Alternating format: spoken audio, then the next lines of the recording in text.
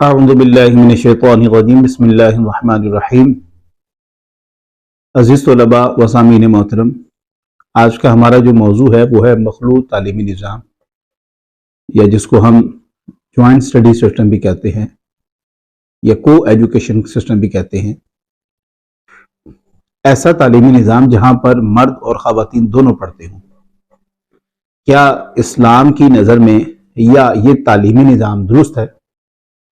تو کہیں پر بھی میں اس کو بیان کرنے سے پہلے کہہ دوں کہ ہم ہر معاملے کو قرآن و سنت کی روشنی میں اس طرح نہیں دیکھ سکتے کہ اگر ایک نظام عرف اور عادت میں ٹھیک چل رہا ہے، اسلام سے ٹکرا نہیں رہا، تو اس نظام پر یا اس سسٹم پر کوئی اعتراض نہیں ہے۔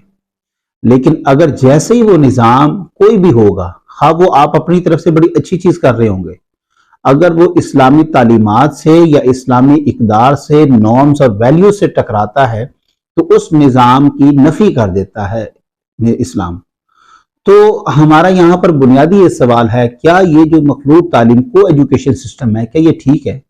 تو سوسائٹی میں اگر ہم دیکھیں، ابھی اسلام کی نظر سے آپ نہ دیکھیں، ایک عام شخص کی نظر سے دیکھیں کہ میں اس نظام کے پرسنلی حق میں نہیں ہوں۔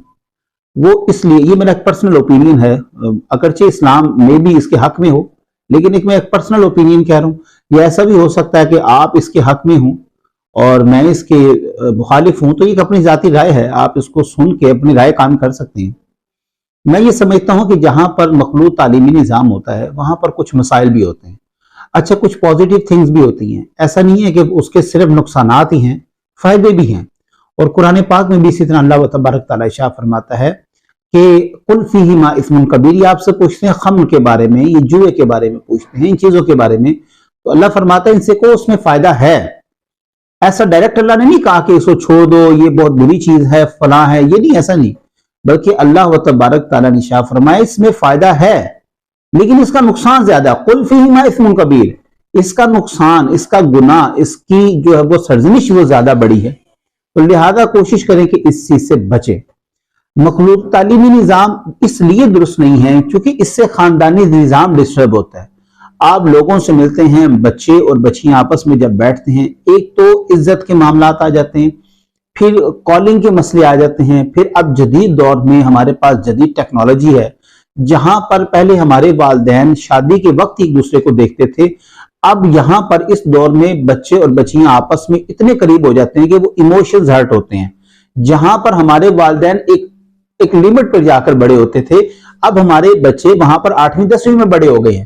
کیوں؟ وہ سوالات ریز کرنا شروع کر دی انہوں نے کہ جو اس وقت ہمارے والدین نہیں کیا کرتے تھے۔ اس سے سوسائٹی بہت تیزی سے آگے چلنا شروع ہو گئی ہے۔ ہمارے پاس ویسی سٹاپ لیمٹس نہیں ہیں، ہمارے بچے اور بچیاں دن رات فون پہ لگے رہتے ہیں۔ اس کے سائیڈ ایفیکٹس کیا ہیں یہ مجھے بتانے کی ضرورت نہیں ہے۔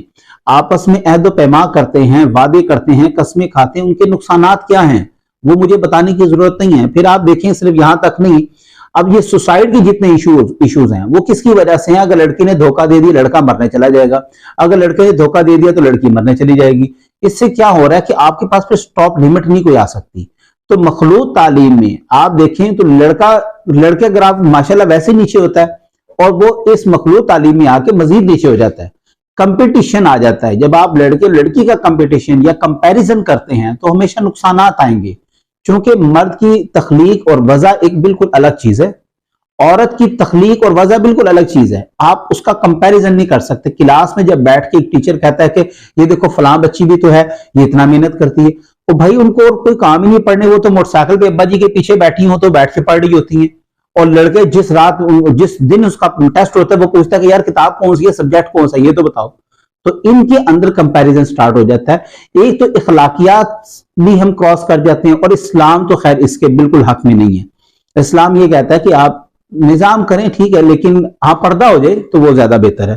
دوسرا کیا اس میں کانفیڈنس بڑھتا ہے، کانفیڈنس ویسے لڑکیوں کو دیکھ کے ہمارا بڑھ جاتا ہے، وہ تو اس میں کوئی شک و شبہ نہیں ہے۔ وہ آپ تک مخلوط تعلیمی نظام کو نکال بھی دے تو سڑک پر چلتی خاتون کو دیکھ کے ہمارا سینہ 56 انچ کا ہو جاتا ہے، اور ویسے جب لڑنے کی باری یا کہیں پر مردانگی دکھانے کی باری ہے تو وہاں پر 3 انچ کی ہماری سینی ہو جاتی ہے۔ تو یہ معاملات تو پھر چلتے رہتے ہیں نا۔ تو اگر آپ نے کانفیڈنس ہی بحال کرنا ہے تو آپ پھر ویسے ہی شرے بازار، آپ کریم مارکیٹ میں، آپ شاہ عالم مارکیٹ یہاں چلے جائیں، اپنا کانفیڈنس بلڈ اپ کرنے کے لیے. مطلب مجھے نہیں سمجھ آتی کہ یہ کون سا ایسا طلسمی جادو ہے خواتین کے پاس کہ آپ ان سے ملیں گے, بیٹھیں گے, ساتھ گپ شپ کریں گے تو آپ کا کانفیڈنس بلڈ اپ ہوگا.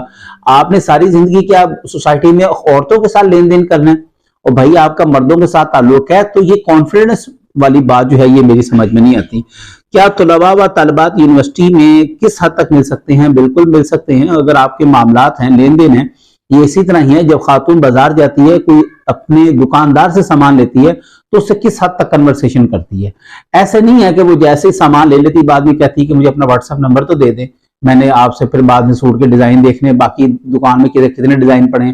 یا وہ مرد نمبر نہیں مانگتا کہ محترمہ آپ نمبر دے جائیں, میں چاہتا ہوں کہ میں اپنی اس پوری دیوار کی, اس پوری بازار کی جو ریل بنا کے آپ کو سینڈ کروں گا اور میں دکھاؤں گا کہ ہمارا بازار کتنا خوبصورت. تو ایسا معاملہ نہیں ہوتا, بلکہ ایک لمیٹڈ ٹاک ہوتی ہے کہ یہ سامان کتنے کا, یہ اتنے کا, میں اتنے کا لوں گی, وہ کہے گا میں اتنے کا سامان دوں گا.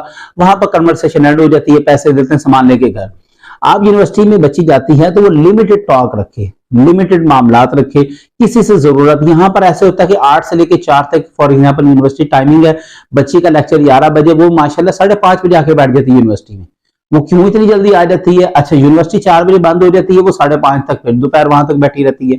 تو وہ کون سے ایسے وظائف اور چلات جات ہیں جو وہاں پر بیٹھ کے کاٹتی ہیں لڑکے اور لڑکے؟ وہ ظاہری بات ہے, معاملات ہیں, محبت ہے, پیار ہے, تو یہ چیزیں پھر بڑھتی ہیں, جس سے خاندانی نظام پر اثر پڑتا ہے. والدین کی نافرمانی اور اس میں بہت زیادہ اس کا کردار ہوتا ہے. اب یہ چیزیں میں بالکل کلیئرٹی کے ساتھ بیان نہیں کر رہا, میں ہر جگہ پر ہنٹ چھوڑے جا رہا ہوں.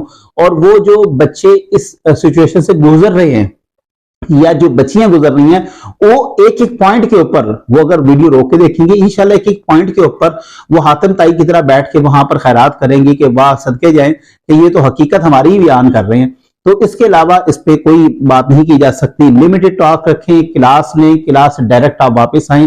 کئی ایسی خواتین ہیں جو یونیورسٹی سے پڑھ کے بڑے بڑے اعلیٰ مقام انہوں نے بنائے ہیں, اور کئی ایسی یونیورسٹیز ہیں کہ جو ماشاءاللہ وہاں پر پھر پورا خاندان تشکیل دے کے واپس ہٹتی ہیں. تو ایسے خواتین اور ایسے طلباء کو جو ہے وہ کوشش کرنی چاہیے ایسے نظام تعلیم سے بچیں اور ایسے نظام تعلیم کی طرف جائیں کہ جہاں پر صرف ان کی شخصیت کی جو ہے وہ گروئنگ ہو. امید ہے کہ آپ کو آج کا لیکچر اچھا لگا ہوگا. اپنی دعا میں یاد رکھیے گا. جزاک اللہ. اللہ حافظ.